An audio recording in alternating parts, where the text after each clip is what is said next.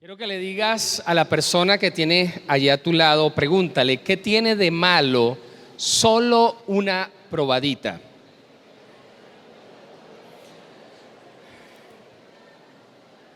Y lo más seguro es que cada uno de ustedes en algún momento de su vida sepan la respuesta de esto de manera real. Una probadita puede hacer que usted caiga hasta el foso. Una probadita puede hacer que usted pierda todo lo que ha ganado hasta el momento. Y la prueba está en esa obra de teatro tan maravillosa que hizo nuestro ministerio.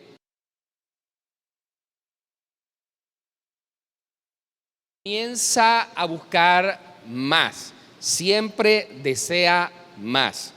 Y sabe, eso es parte de lo que es la naturaleza satánica. La naturaleza satánica es la codicia, y la codicia comienza con un poquito y siempre desea un poquito más.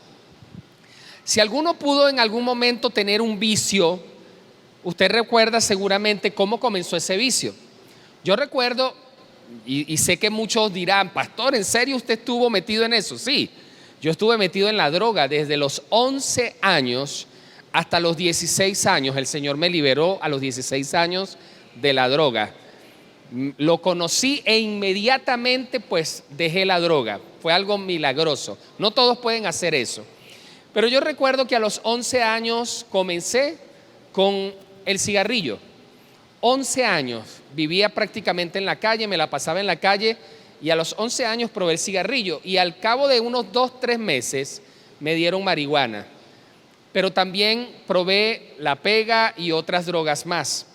Y sabe, eso comienza si uno desea, luego prueba, eso que probó no le satisface, desea algo más y después desea algo más y algo más. Y al final usted está atrapado y no se da cuenta tanto que fue atrapado como luego usted se preguntará cómo salir de esto.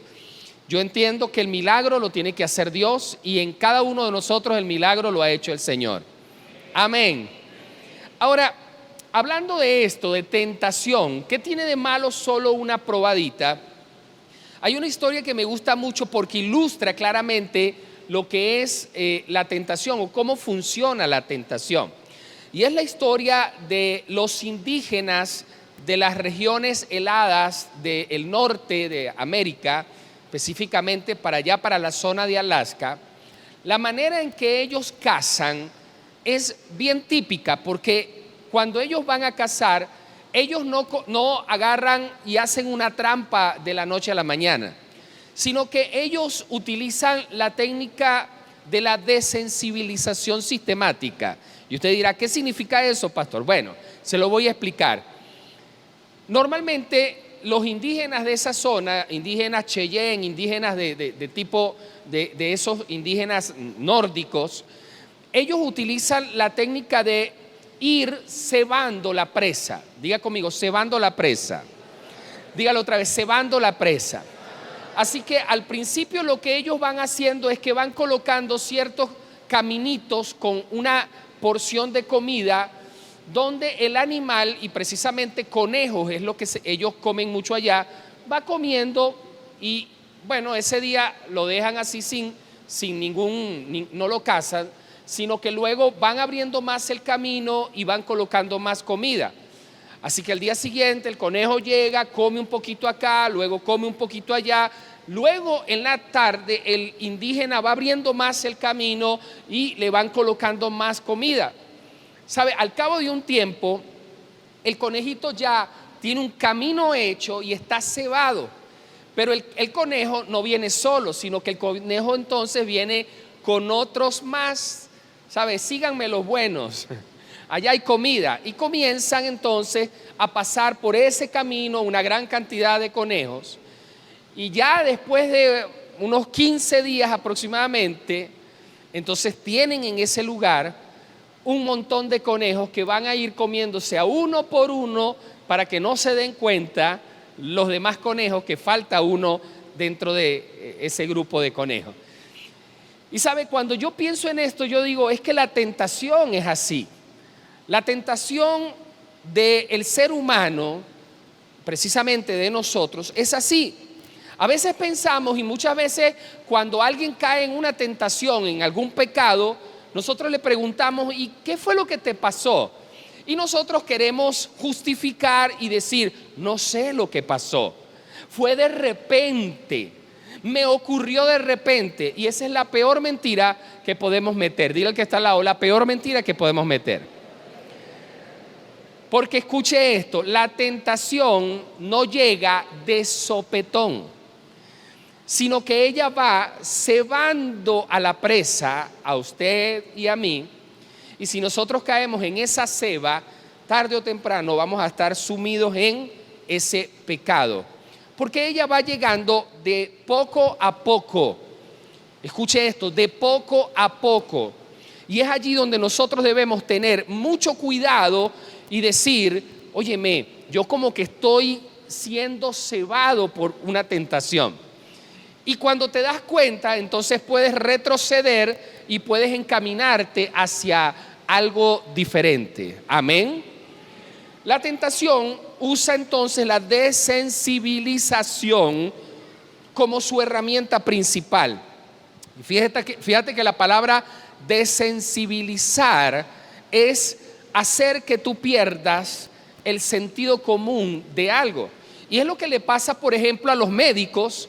Cuando un médico está recién entrando a quirófano o a la sala de emergencia y ve la sangre y ve algunos órganos afuera y ve los huesos partidos, ¿qué es lo que le ocurre a un enfermero o a un médico en ese momento? Eso para él es un trauma, le causa muchas veces angustia, van a sus casas, no pueden dormir, pero déjalo que pase un año para que te des cuenta que ya tratan las heridas como nada, como el mecánico que saca un caucho o que pone un tripoide. No les causa ninguna incomodidad. Y así va ocurriendo en el pecado. Nosotros somos cristianos y de repente vemos en algún momento una película donde hay un hombre que le da un piquito a otro hombre y nosotros decimos: uy, no, y lo cambiamos rápidamente y decimos: Dios mío, Señor, el Señor reprenda al diablo, Dios mío. ¿O no te ha pasado? Pero después volvemos a ver otro hombre besando a otro hombre, ¿y qué hacemos? Bueno, hay que soportar esto para poder ver una buena película. Y al cabo de un tiempo soportando eso para poder ver una buena película, te vas a dar cuenta que hay películas que ya no solamente es un besito entre dos hombres, sino que hay un acto explícito, sexual, entre dos hombres, y tú te quedas mirando como si no hubiese pasado absolutamente nada. Y la pregunta es: ¿qué pasó? ¿Qué pasó con aquel primer asombro? ¿Qué pasó con aquella primera impresión de: oh Señor, ayúdanos en medio de esta sociedad perversa? ¿Qué pasó? ¿Sabe? El diablo te está desensibilizando, te está cebando. Dile que está al lado: te están cebando. Y así ocurre con cada una de las tentaciones habidas y por haber. Te puse solamente un ejemplo. Pero en cada una de las tentaciones va ocurriendo de la misma manera. El diablo va acercando progresivamente con la tentación a la persona al punto de vista o al punto en que la persona pierde su sentido común y comienza a participar de eso que al final termina siendo pecado. Ahora, es importante poder entender o poder hacer una diferenciación entre lo que es tentación y lo que es prueba, porque muchas veces confundimos lo que es una tentación y una prueba. Y yo le voy a dar esa referencia rápidamente. ¿Qué es tentación? La tentación, voy a comenzar con la prueba. La prueba es una situación que frecuentemente se usa para acercarnos a Dios. Y escuche esto que es importante: cuando algo viene a mi vida para acercarme a Dios, entonces no es una tentación, sino que es una prueba. Diga conmigo, prueba. Y esta clase de pruebas, entonces, hacen que nuestra fe sea firme y que nuestra fe se enganche más cada día al Señor. Y mira lo que dice 1 Corintios capítulo 10, versículo 13, que es bueno que usted lo pueda revisar. Dice: no les ha sobrevenido ninguna prueba que no sea humana. Es decir, las pruebas son humanas, provienen del medio en que estamos viviendo. Dice: pero fiel es Dios, que no os dejará ser probados más de lo que puedan resistir. Fíjate que no está hablando de tentados, porque la persona que es tentada hasta caer. Diga conmigo, hasta caer. Pero las pruebas se van haciendo cada vez más fuertes hasta que tú puedas resistir. Cuando ya tú hayas doblado tu ego, o cuando ya tú hayas doblado tu personalidad, hasta ese último punto de quiebre, es allí donde Dios dice: bueno, hasta aquí, ya no te sigo probando, ya has pasado la prueba. ¿Recuerda la historia de Abraham e Isaac? ¿Hasta dónde fue probado él? Hasta el punto de levantar su mano con la daga, el cuchillo, y hasta poder decirlo: voy a matar a mi hijo. Y es allí donde el ángel lo detuvo. Y así mismo va a ser el Señor con cada uno de nosotros en medio de las pruebas. Amén. Dice: porque Dios no te probará más de lo que puedes resistir, sino que dará también juntamente con la prueba la salida para que podamos soportarla. Entonces hay una diferencia. Aquí no está hablando de tentación, aquí está hablando de prueba. Primera de Pedro, capítulo 1, el versículo 6 y 7 dicen lo siguiente: por lo cual ustedes se alegran, aunque ahora por un poco de tiempo, si es necesario, tengan que ser afligidos en diversas pruebas. Es decir, la prueba tiene como propósito generar una aflicción. Y usted dirá: ¿y por qué necesitamos ser afligidos? Porque es la única manera en que nuestro ego pueda ser doblegado. La aflicción del ego, la aflicción de tu personalidad, para poder luego afianzarte en el Señor. Amén. Y dice: necesitamos ser afligidos en diversas pruebas, para que, sometida a prueba vuestra fe, mucho más preciosa que el oro, el cual, aunque perecedero, se prueba con fuego, entonces la fe sea hallada en alabanza, en gloria, en honra, cuando sea manifestado Jesucristo. Amén. No, que el Señor me mandó una prueba con una muchacha. Pregunto: ¿prueba o tentación? No, que es que el Señor me mandó una prueba con un dinero, me dejaron un dinero allí, yo pasando necesidad. ¿Prueba o tentación? ¿Ve la diferencia? Porque si tú caes, ¿qué ocurrirá? Pecaste y te alejas de Dios. En cambio, la prueba está destinada para doblegar tu ego, para doblegar tu personalidad, para doblegar tu orgullo. Y es muy diferente a la tentación. Santiago capítulo 1, versículo 2 al versículo 4 dice lo siguiente: hermanos míos, gócense profundamente cuando se encuentren en diversas pruebas, sabiendo que la prueba de vuestra fe produce paciencia. Diga conmigo, paciencia.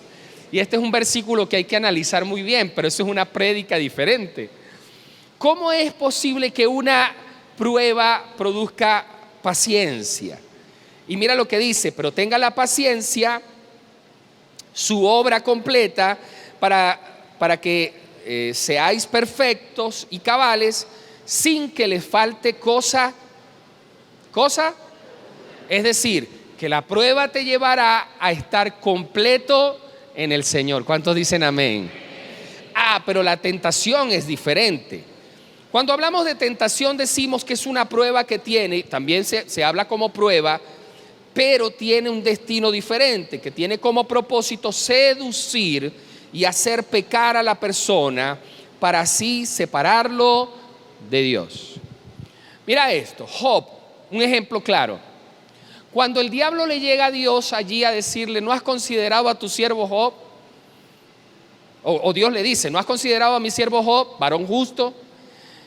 ¿Y qué es lo que le dice Satanás a Dios? Claro, pero si tú lo tienes con todos los bienes, si tú lo tienes toñeco, al que tú tienes toñeco no va a pecar.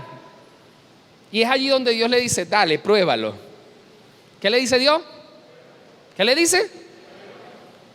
Dios mío,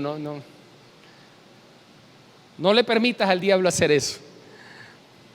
Y comienza entonces un proceso donde Job empieza a perder sus bienes, a perder a sus hijos, a perder el ganado, a perder la casa. Y la pregunta aquí es, ¿era tentación o era prueba? Pero te das cuenta que una prueba puede ser usada por Satanás también para colocarte allí al lado una tentación. Si usted está pasando una necesidad económica, usted se aferra a Dios y usted dice, no he visto justo desamparado, ni su descendencia que mendigue pan. Señor, en ti confío. ¿Cuántos confían en el Señor? ¿Y cuántos saben que Dios es nuestro proveedor? Pero mira aquí, Satanás en medio de una prueba de parte del Señor puede llegar y ponerte allí una conchita de mango. Te puso allí a una persona que te va a decir, tranquilo, podemos hacer un negocio, tú y yo, tú sabes, que nadie se entere, esto bajo cuerda, nos vamos a robar unas bolsas de comida, hay una mercancía que tú sabes, tú no vas a robar, tú no, porque tú eres evangélico y nosotros te respetamos a ti. Pero tú sí la vas a vender, eso es todo lo que vas a hacer. Y usted se pone a analizar, bueno, yo no la estoy robando, yo solo la voy a vender. Ellos se la robaron, yo la voy a vender, yo soy justo. Y en medio de tu prueba, Satanás se aprovecha. ¿Y qué es lo que hace? Te seduce para que hagas algo indebido. Y recuerda lo que te dije al principio, comienza con poco.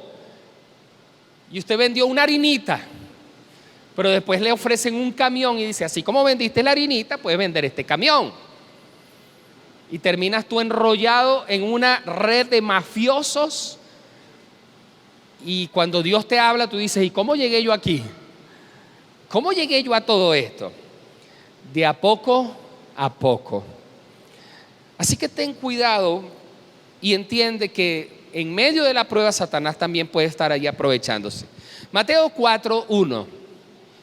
Y aquí vamos a ver algunos ejemplos de tentación que vienen de parte de Satanás. Mateo 4:1 dice, entonces Jesús fue llevado por el Espíritu al desierto para ser tentado. Y aquí la gente, mucha gente no entiende, no, bueno, pero ¿quién lo llevó al desierto? El Espíritu. ¿Para hacer qué? ¿Y quién lo tentó?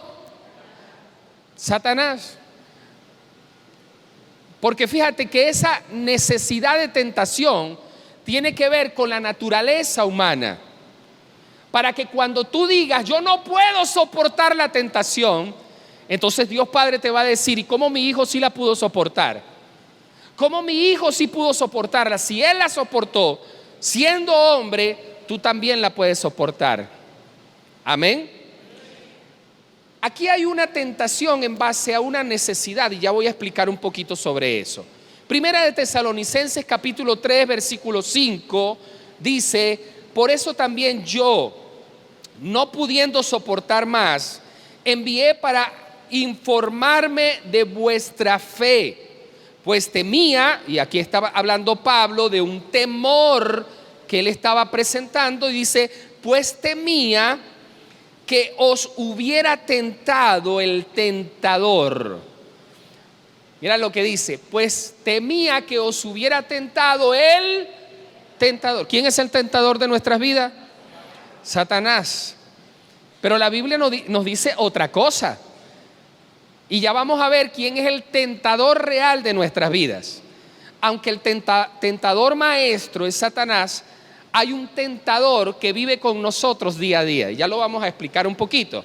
Dice, pues temía que os hubiera tentado el tentador y que nuestro trabajo hubiera resultado en vano. Es decir, que hubiésemos perdido la cosecha que hemos obtenido con ustedes. Así que Es necesario comprender entonces que una cosa es prueba y otra cosa es tentación. Y usted tiene que analizar bien cuando usted esté pasando por situaciones difíciles. Vamos a resumir rápidamente. La prueba tiene que ver con golpear el orgullo, golpear el ego, golpear nuestra humanidad para acercarnos a Dios y darle la gloria y la honra a nuestro Dios. Amén. Y la tentación tiene que ver con una conchita de mango para usted pecar y así alejarlo del Señor. La tentación en sí como tal no es pecado. Si a mí me tienta el diablo, pues él es el tentador, no quiere decir que yo sea un pecador. El pecado consiste en recibir una tentación y considerarla como una posibilidad en nuestra mente. Cuando usted la considera como una posibilidad, ya pecó. Diga conmigo, ya pecó. Pastor, pero pecar no es cuando ya uno cae. Sí, ese es el pecado consumado. Pero hay un pecado en la mente que el Señor vino a juzgar. Recuerdas que la ley juzgaba el pecado consumado, pero la gracia considera pecado al simple pensamiento. Usted recuerda cuando Jesús discutía con los discípulos y decía: oíste que fue dicho que si alguno tomara una mujer ajena, adulteró. Mas yo les digo que tan solo con pensar en esa mujer ya pecaron. Y mi pregunta es, si nosotros entramos entonces en el tiempo de la gracia, ¿cuántos realmente somos considerados pecadores? Porque quizás usted dirá: gracias a Dios yo no he pecado, pero ¿lo has considerado? ¿Lo has considerado? ¿Lo viste como una posibilidad? ¿Y si me tiro una canita al aire? ¿Y si hago tal o cual cosa? ¿Y si me robo el collar? En cualquier pensamiento ya se considera pecado. Dile al que está al lado: pecado. Dile al del otro lado: pecado. Ahora, si por el contrario, al recibir la tentación, inmediatamente usted toma ese pensamiento y lo rechazamos, la Biblia nos dice que así anulamos su efecto en nuestras vidas y nos mantenemos en victoria. ¿Qué dice la Biblia? Tomando nuestros pensamientos y llevándolos cautivos a la obediencia. ¿A quién? A Cristo. Es decir, cuando la tentación venga y escucha, aunque ya hayas pecado, estás a tiempo de rectificar. Toma ese pensamiento y llévalo cautivo a la obediencia a Cristo. Es mejor arrepentirse en el pensamiento y no tener que arrepentirse en el hecho. Amén.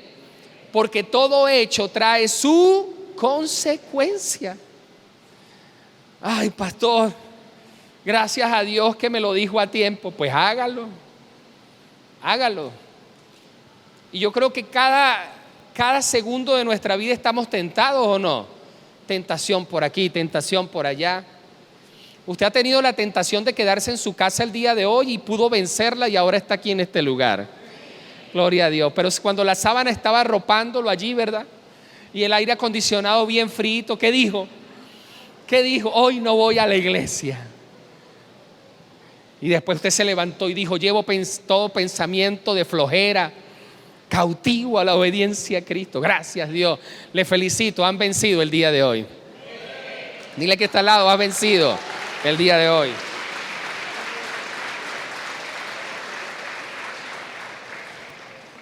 ¿Qué significa considerarlo como una posibilidad? Se lo voy a explicar en dos ejemplos sencillos.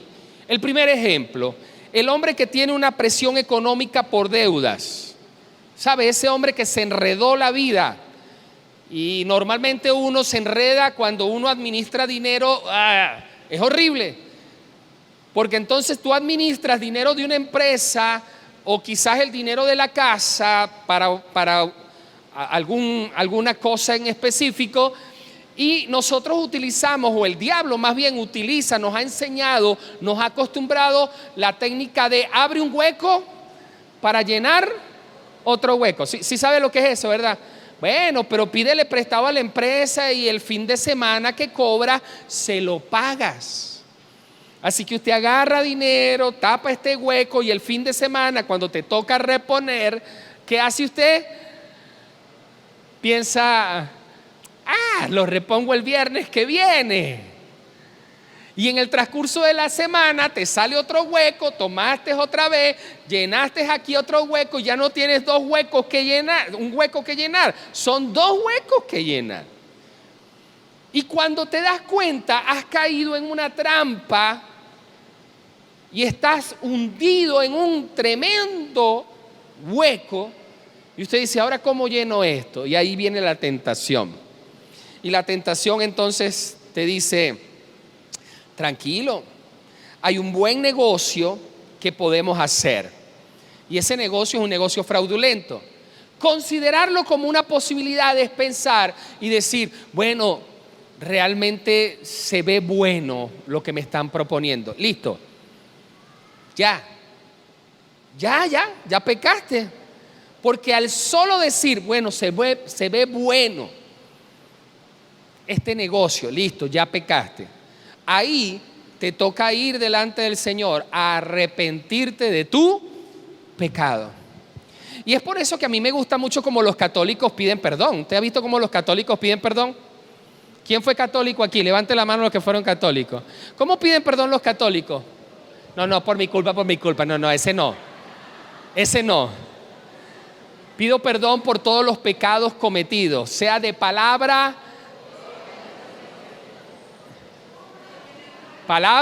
de pensamiento, comienzan, pensamiento, palabra, obra y omisión. Y usted dirá, ¿qué es un pecado de omisión? La Biblia dice que si alguno sabe hacer el bien y no lo hace, se le cuenta como pecado. Ese es el pecado de omisión. Y sabe, yo creo que así tenemos que pedir perdón nosotros. Señor, todo pensamiento perverso en mi vida, perdónalo. Porque muchas veces pedimos perdón solo por lo que hacemos y no por lo que hemos pensado. No, pero yo no hice nada malo. Yo lo odio con todo mi corazón, pero no he hecho nada malo. Quisiera verlo muerto, pero no he hecho nada malo. Veo la cadena, soy la persona que limpia en una casa, el dueño de la casa tiene una cadena de oro y yo pregunto, ¿cuánto me darán por esa cadena? Listo, pecaste. Tienen una tarea el día de hoy, hagan una lista de todos los perversos pensamientos que a usted se le ha pasado. Compren papel bond, el pliego grande, la bobina. Señor, Dios mío, qué horrible. Bueno, si no te acuerdas, allí tú le vas a decir, Señor, revela todos los pensamientos horribles que he tenido. Y el Señor va a durar unos años trayendo todos esos pensamientos a tu vida. Si la tomo, la vendo, podré pagar las deudas y saldré de este rollo. Si el hombre al final decide no tomarla, ya pecó. Y si decide tomarla, ya pecó. Pero pastor, entonces es lo mismo, mejor la tomo porque ya pequé. ¿Qué dice usted? Sí, ¿verdad? Mejor la tomo porque ya pequé. Recuerda lo que te dije al principio, toda acción tiene sus consecuencias. ¿Quieres vivir tú con consecuencias? No. El segundo ejemplo, levante la mano los que viven en pareja, los que viven emparejados, ok. El segundo ejemplo, el esposo que tiene una dificultad de tipo sexual con su esposa. Así que entonces, Dios mío, Señor, ¿cuándo se va a resolver este rollo? Yo quiero tener una pareja allí constante, mi vida sexual constante, pero hay problema. Y ha pasado el tiempo y nada. Así que el hombre dice, bueno, yo soy hombre. ¿Qué es lo que normalmente dice uno? Hombre es hombre. Y muchas mujeres machistas dicen, bueno, es que él es hombre, él tiene necesidad. Sigan sembrando esa sinvergüenzura. Porque es que hay mujeres sinvergüenza, ¿verdad? Que siembran eso. Él es hombre, él tiene necesidad. ¿Tú crees que yo no sé que él mira para los lados? ¿Tú crees que yo no sé? Yo sé, él es hombre. Yo digo, cuando una mujer hace eso, tiene ese pensamiento, uno dice, ay, Dios mío. Por eso es que la iglesia está como está. No esta, todas las iglesias. Resulta que él se siente insatisfecho sexualmente y va pasando por la calle y ve a la hermanita Coco pasando. La hermanita Coco, ¿no recuerdan Rochela?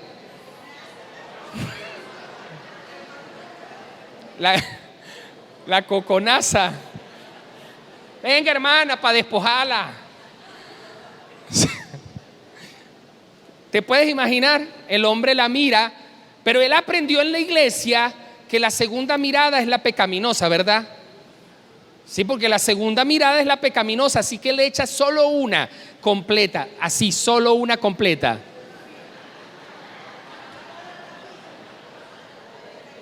Porque si le echa la segunda es pecado. Miren, nosotros somos expertos para justificar nuestra falla. ¿O no? Resulta que él puede mirar y puede decir, qué bonita esa mujer. Ya, hasta allí. Pero si él dice, ¿cómo sería? Listo, ya pecó. Y vuelvo al ejemplo, pero si ya pequé, mejor le doy. El problema es la consecuencia. Y al final te voy a dar un versículo que nos va a abrir los ojos en cuanto a esto. Mateo capítulo 5 nos revela esto, que aunque al final no pase nada entre ellos, ya en su mente pecó. Mateo 5, 27 y 28. ¿Oíste que fue dicho? No cometerás adulterio. Pero yo te digo que cualquiera que mire a una mujer para, ¿cuál es la palabra?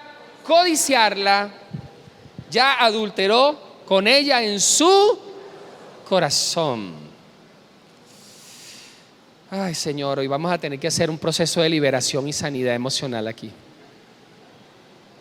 La tentación tiene su base en una necesidad sentida. No sé si te diste cuenta.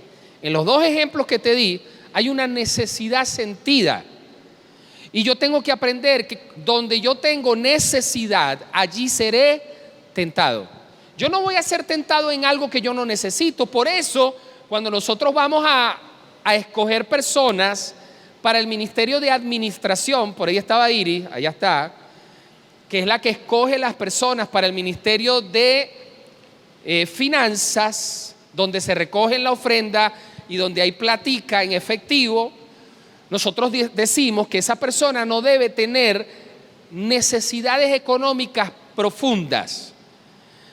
Porque si no, cuando agarre dinero y esté contando el dinero de la iglesia, ¿te puedes imaginar toda la tentación que le pasa? Cuando la hermana Iris se voltee, y cuando el hermano Rafael se voltee, cuando la hermana Doris se voltee. No, Esito, le va a dar un infarto allí. Bueno, ni que recogiéramos tanto, ¿no? Pero no puede estar una persona administrando el dinero ajeno con necesidades económicas. ¿Te puedes imaginar el hermano masajista, masoterapeuta, que su esposa y él tienen dificultades de tipo sexual y luego él tiene que ir a darle un masaje a una persona?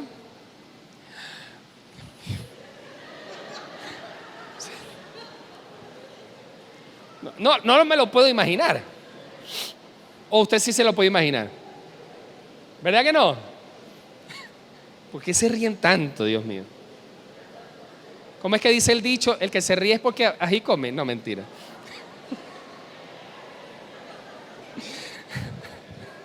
Sí, el que se pica, yo sé, pero este chiste fue para inteligente, ¿vale? Cada tentación entonces apela a una necesidad que tenemos, para bien o para mal. Jesús tenía hambre, después de 40 días de ayuno, tenía hambre. ¿Y en qué lo tentó el diablo? Algunos dicen, pero no tenía sed.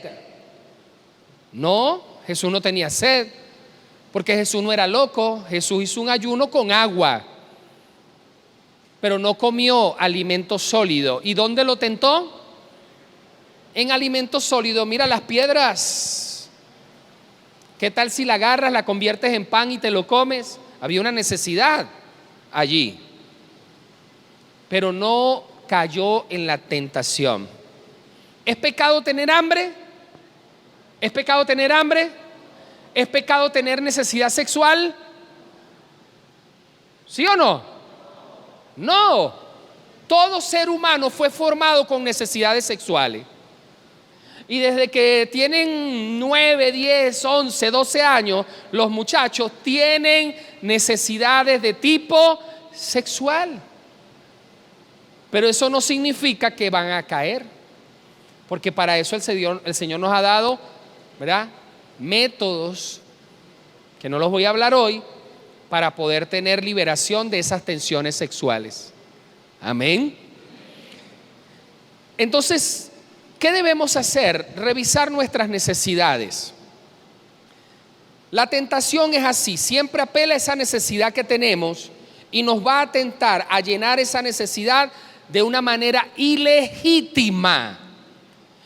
Y de manera ilegítima, todo lo que se hace de manera ilegítima se llama pecado. Y hay algunos ejemplos de esto, de necesidades reales o también ficticias, que pueden convertirse en una tentación para pecar. Y te lo voy a poner rapidito como ejemplo.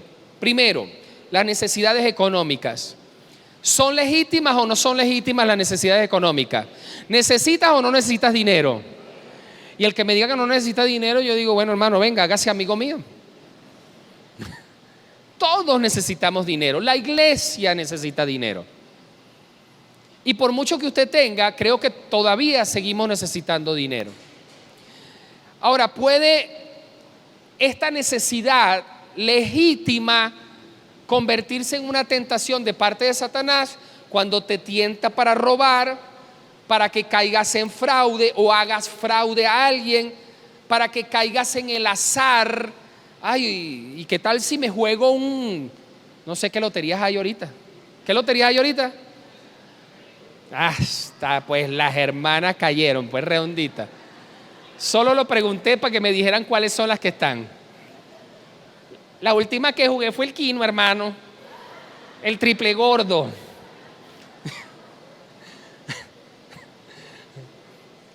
Y hoy en día, es verdad, se hacen rifas. Hay hermanos que tienen necesidad y alguien dice, vamos a hacer una rifa para vender unos números, para recoger dinero para una enfermedad. Está bien, hermano. Alguien me preguntó, ¿y eso está bien? Sí, está bien. Porque el problema no es hacer esta rifa, el problema es la obsesión por el azar. La gente que tiene una obsesión y anda buscando cómo me gano algún dinero para salir de esta crisis. Juegan caballos, juegan loterías, juegan otras cosas. En estos días me enteré de una persona que apostaron la casa, perdieron la casa. Y yo dije, no puede ser posible que una persona esté tan obsesionada que pierdan la casa. Eso sí es el pecado. Apuestas, azar, entre otras cosas. Hay una necesidad que quizás usted me dirá que no es legítima. Es la necesidad de venganza. Y verdad que todos los seres humanos en algún momento hemos tenido la necesidad de la venganza. Uy, mira, pero es que me la hizo y se merece castigo. ¿Qué opina usted de una mujer que haya sido violada, abusada sexualmente y quiera ver ese tipo preso o muerto? ¿Es legítimo o no es legítimo su venganza? ¿Legítimo o no? ¿Sí? Claro que sí. Pero es por eso que el Señor dijo, mía es la venganza. Bueno, Señor, te lo entrego. Y yo sé que tú vas a hacerme justicia. Y eso no está mal. Pero el problema de la gente que anhela venganza es que pueden ser tentadas a la crítica, al chisme, al engaño, a abusos, a maltratos, a peleas, a homicidios, al odio, porque Satanás sabe dónde tienes una necesidad y Satanás por allí te va a dar. ¿Cuántas veces no hemos querido nosotros ver a alguien muerto y tenemos que ir a arrepentirnos? Porque ya eso es odio en el corazón. Señor, sí, lo quiero muerto, pero ya, perdóname, Señor, necesito liberarme de esto. Y qué bueno es poder llegarle a Dios con la cara limpia y decir, sí, Señor, lo quiero muerto. Lo quiero descuartizado, Señor, lo quiero así. Y usted piensa que el Señor se va a horrorizar con su pecado.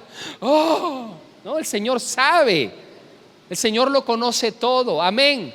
Y aunque tú no se lo digas, ya el Señor sabe lo que hay en tu corazón. Mejor es decírselo. Porque cuando tú y yo se lo decimos, recibimos liberación. Dile que está al lado, necesita ser liberado. Hay una de las necesidades más terribles, que es la necesidad de ser aceptado. Usted sabe, las necesidades, la pirámide de las necesidades de Maslow. Necesidad de aceptación, amor, aceptación.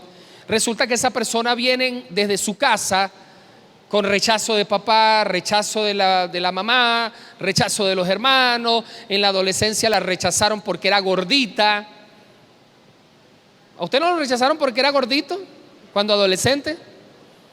¿Ah? ¿O porque era muy flaquito? ¡Epa, fideo! Y dígame si era gordito, flaquito y cabezón.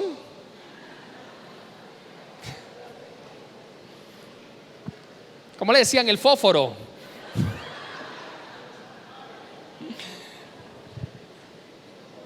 Y si no era cabezón, quizás era orejón. Porque a los flaquitos se le ve la oreja grande. O quizás te rechazaron porque dijiste una estupidez cuando levantaste la mano y la profesora hizo una pregunta. Y lo que tú respondiste, todo el mundo se burló de ti. ¡Güey! ¡Gafo, estúpido, bruto! Y más nunca levantaste la mano para dar una opinión en el colegio. ¿Verdad que no? Usted tenía la respuesta, pero ni loco hablaban. Porque es que en los liceos somos crueles. Los niños son malos. Y usted dice, ay, los niños si se mueren se van al cielo, se convierten en ángeles. No creo. La Biblia me dice todo lo contrario. La Biblia me dice, no hay justo ni aun uno. No hay quien entienda, no hay quien busque a Dios. Todos se desviaron. Son una pila de perdidos todos. Ah, pero tranquilo. Los pequeñitos Dios le da una bendición. Por eso es que usted tiene que predicarle a ese hijo suyo desde pequeño. Ah, pero si él se convierte al Señor después no va a saber. No importa, cuando vaya creciendo se lo vuelve a presentar. Y si se arrepiente 20 veces que se convierta y es mucho mejor. Amén. Pero resulta que esa necesidad va creciendo con nosotros. Y esa necesidad de aceptación se puede convertir en la personalidad vulnerable, al punto en que cualquiera te puede embaucar y te puede hacer que tú hagas lo que a ellos les da la gana. ¿Por qué nosotros hemos caído en drogas? ¿Por qué cree usted que caemos en drogas los que caímos en drogas? Por la necesidad de aceptación primero, porque había un grupo que me trataba chévere, que me trataba calidad, pero uno de ellos dijo, para seguir siendo parte del grupo, tú tienes que hacer lo que nosotros hacemos. ¿Y qué decimos nosotros? Pues, ¿qué más? Toma pues el pitico allí y uno tiene que... Listo, te embromaste. Pero ¿sabes quiénes aceptan de verdad? Ellos. Ven acá, tú sí eres pana mío. Tú eres de nosotros. Y el rollo es que todo lo que ellos van a hacer, lo tienes que hacer. Vamos a robar, robamos juntos. Vamos a matar, matamos juntos. Vamos a violar, violamos juntos. Todo, porque somos una familia, así como Toretto, ¿no? La familia es lo más importante. Y el tipo es sendo malandro. Es más, mire, la tentación es tan terrible que nosotros vemos Rápido y Furioso y queremos que maten a todo el mundo, que roben a todo el mundo, que hagan todas las cosas malas, y cuando ellos terminan como familia ahí en una playa bebiendo vino, bebiendo whisky, bebiendo brandy, todos somos una familia. Él es Toretto y nosotros choretos. nos embaucan así. ¿Cuáles son esas necesidades sentidas en tu vida que se van a convertir en una tentación? Aquí tienes que tener cuidado con las zonas de peligro. Una zona de peligro son ciertas situaciones, estados de ánimo, lugares y tiempos que se prestan al pecado para nosotros. ¿Sabe? Una zona de peligro es cuando tenemos 17 años y tenemos una novia, 16 años y tenemos una novia, y estamos en el liceo y el chico dice: ay, se me quedó el cuaderno en la casa, ¿me acompañas? Y la chica recuerda: no vayas a las casas ajenas, no vayas, cuidado. Y él le dice: no, no puedo. Y él le dice: tranquilo, tú te quedas afuera, no te preocupes. Ah, bueno, está bien. Y se queda afuera la muchacha y el muchacho sale y le dice: pasa. ¿Y quién está ahí? Nadie. No puedo. Y Satanás utiliza en la boca de ese muchacho la frase típica que siempre usamos todos: no va a pasar nada que tú no quieras que pase. Bicho. Un bicho, porque el diablo es un bicho o no es un bicho. Pero sabe, esas son zonas de peligro que tenemos que evitar. Cualquier cosa que sea una zona de peligro donde yo me encuentre allí cerca de la tentación, debo evitarla. Diga conmigo: debo evitarla. Y para eso debemos desarrollar zonas de seguridad. Y una zona de seguridad son medidas preventivas que nos ayudan a no caer en el pecado. Amén. Es reconocer nuestro lado débil y las situaciones en nuestra vida que se prestan para el pecado, y nos ayudará, ¿verdad?, esas medidas preventivas a tomar una vía de escape. Diga conmigo: vía de escape. ¿Qué le dijo Pablo a Timoteo? Le dijo: enfrenta las tentaciones. ¿Les dijo eso? Lucha con las tentaciones, párate firme. ¿Le dijo eso? ¿Qué le dijo? ¿Qué le dijo? Dile que está al lado: huye. Al del otro lado: huye. Es decir, seamos cobardes. Es mejor ser cobarde y decir: no, yo no me enfrento a esto. Mira qué terrible es esto, que el Señor nos manda a resistir al diablo, a luchar contra el diablo, a luchar contra los demonios, a luchar contra las huestes potestades de maldad, contra los gobernantes de las tinieblas. Pero con la tentación no nos manda a luchar, nos manda a huir. Porque el mismo Dios sabe que es más difícil para nosotros pelear con nosotros mismos que pelear contra Satanás. Porque ya Satanás no puede hacerte daño. ¿Sabes por qué? Porque tú tienes la autoridad de Cristo Jesús. Pero nosotros tenemos una carne que es terrible, es débil. Y esa carne es la que nos puede destruir. Es más difícil luchar contra la carne que luchar contra Satanás. Y es aquí entonces donde esas zonas de seguridad tú tienes que establecerlas, enmarcarlas y decir: esto me va a proteger, esto me va a ayudar. Yo cuando estamos asesorando a novios que ya han tenido previas actividades sexuales, por ejemplo, un hombre que fue casado y una mujer que fue casada se hacen novio, ¿qué pasa? Y uno les dice: no anden por ahí en la noche, no anden por allí, tengan cuidado, protéjanse. Y qué necio es escuchar a ese hombre o a esa mujer decir: no, hermano, ya yo estoy en un nivel espiritual que nada me hace caer. tranquilo que Dios está conmigo, Dios me protege, Dios me defiende. Y uno lo ve y uno dice, necio. Es un necio. El necio es aquel que sabe hacer lo bueno y no lo hace, que no escucha consejo, que se cree el superpoderoso. Aquí no es una cuestión de sentirnos superpoderosos. Aquí es una cuestión de decir, soy carne. Hay concupiscencia, deseos, bajas pasiones, cosas con las que no debo luchar. Debo huir. Dile que está al lado, debo huir. Vamos, dígaselo con fuerza, debo huir.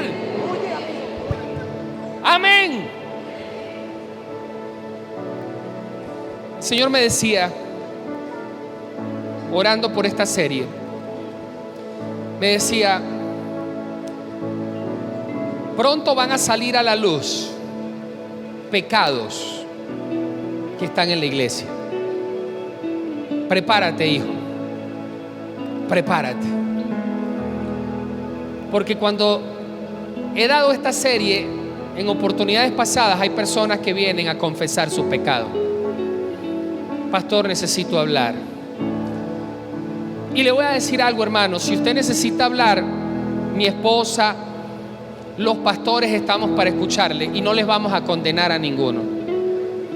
Y aquí tenemos que orar los unos por los otros. Dile a la persona que está al lado, voy a orar por ti. Voy a orar por ti.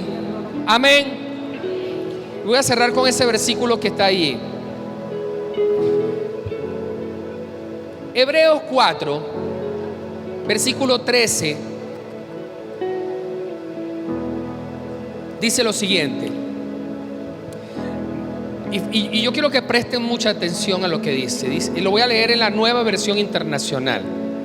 Ninguna cosa creada se escapa a la vista de Dios. Wow. Nada más empezando. Ninguna cosa creada escapa a la vista de Dios. Todo está al descubierto, expuesto a los ojos de aquel a quien hemos de rendir cuentas. ¿A quién le vamos a rendir cuentas?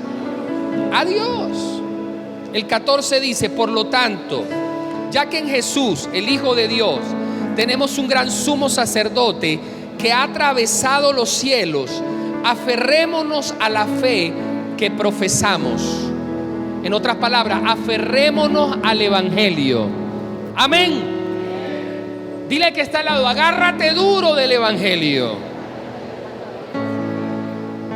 Tenemos que agarrarnos duro del Evangelio. Y dice, porque no tenemos un sumo sacerdote incapaz de compadecerse de nuestras debilidades, sino uno que ha sido tentado en todo de la misma manera que nosotros, aunque sin pecado. Es decir, Él fue tentado en absolutamente todo. Cada vez que tú tengas una tentación, tú tienes que dar gracias, Señor, gracias porque tú ya viviste esta tentación. Algunos dicen, Jesús tuvo tentación sexual. Y la respuesta es, sí, Jesús fue tentado sexualmente. Jesús tuvo tentación económica. Sí, es más, tuvo a Judas al lado, el que se robaba el dinero de la bolsa. Jesús tuvo tentación cualquiera, piensa la que te dé la gana. Y allí el Señor tuvo tentación. Dice, fue tentado en todo, pero sin pecar. Amén. Y dice, así que acerquémonos confiadamente ante el trono de la gracia para recibir misericordia y hallar la gracia que nos ayude en el momento que más lo necesitemos. Y aquí está la clave. Una necesidad sentida, apelamos a Cristo y Cristo nos ayuda en medio de nuestra necesidad. Y esa necesidad entonces será suplida ¿por quién? Por Cristo, porque en Cristo estamos completos.